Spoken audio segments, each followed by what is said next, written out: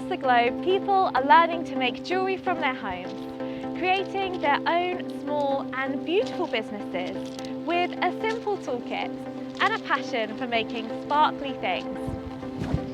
I've invited 3 jewellers to my home for 3 days of learning, making, creating and some serious relaxation. We're back with a second series, bigger and better than ever before. This is the Jewellers Retreat.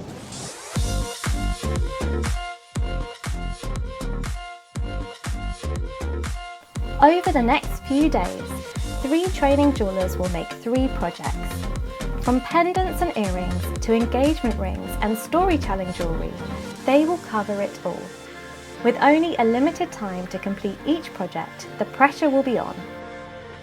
What's going on? Speak to me. It just feels like there's not enough time, but I'm going to try, but I feel like looking at this right now, how am I going to do that? And they will not be alone, guided by 3 talented mentors. Expect jewellery making, tool porn. Just, do you want to see this tool? Oh yes, always. Techniques. How you get your flush settings to stay permanently. You need to drill it to the right depth, so not too deep and not too high. Business tips. How do the jewellers price their high-end fine jewellery?